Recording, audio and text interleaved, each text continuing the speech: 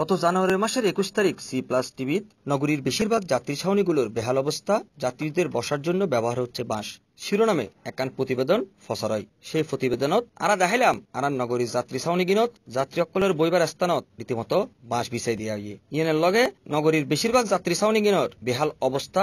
এনকি এসব যাত্রী ছাউনিত এখন রীতিমতো জ্বালানির তেলের শুরু করি বিভিন্ন দোয়ানপাট গড়ি তুলি ব্যবসা বাণিজ্যের স্থান হিসেবে ব্যবহার করার চিত্র ওনারা সেই প্রতিবেদনত দেখিলেন। সেই প্রতিবেদনত চট্টগ্রামের প্যানেল মেয়র চৌধুরী হাসান মোহাম্মদ হাসনির মুখোমুখি হইলে ও বিষয়গান সমাধানে উদ্যোগ লইব বলিও জানাইল। কিন্তু সেই সংবাদ প্রচারিবার প্রায় ১ মাস পরে গেলেও নগরীর যাত্রী ছাউনিগিনের চেহারা এখনো সেই আগের মতোই রোগী।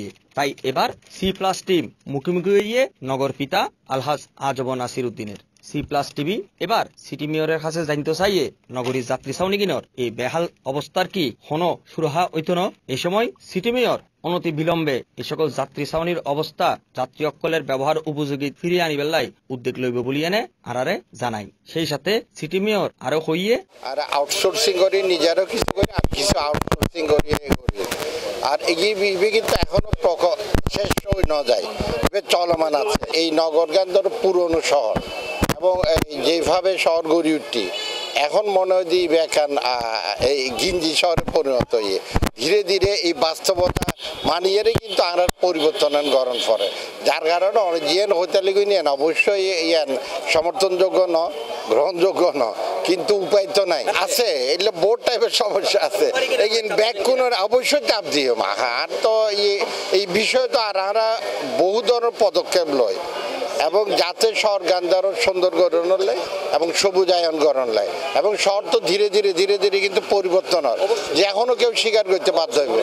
এবং আমি ব্যাকুণরে অনুরোধ করি অন্তত এই বছর গান একটু ধৈর্য দান করিলে এই বছর মধ্যে অনেক দৃশ্যমান পরিবর্তন হয়ে যাবে ইনশাআল্লাহ। এই নগরে যারা বসবাস করে তারার কাছে আমি বিনয়ের সাথে অনুরোধ করি দিই চট্টগ্রাম সিটি কর্পোরেশন পক্ষ থেকে ব্যাকুণতে মনে গরম করিবে দিবে আর শহর আর মানে আজব নাসির উদ্দিন শহর না, প্রত্যেকের শহর, প্রত্যেকে মনে করেন পরিবুদ্ধি মান নিজের শহর।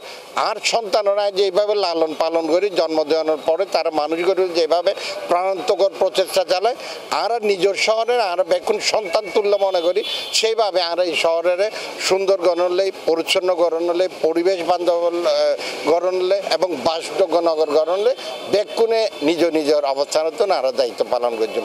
এই ধরনের মাইন্ডসেট তৈরি হইলে আসলে যেই সমস্যাগুলো হতা অনেক হইতে লাগবেন এই সমস্যাগুলো আর থাকতো না। ব্যাকুণে একটা দায়িত্ব লইয়া না যার জিয়ান করা উচিত ইয়ান করিব, জিয়ান করলে জনগণের ভোগান্তি হইব, আরো সৌন্দর্য বিনষ্ট হইব এবং পরিবেশ দূষিত হইব, মানুষের দুর্ভোগ বৃদ্ধি পাইবে। এই কিন্তু অবশ্যই দায়িত্ব লইয়া মানুষ বিরত থাকবে। কামরুজ্জামান রনি, সি+ টিভি, চট্টগ্রাম।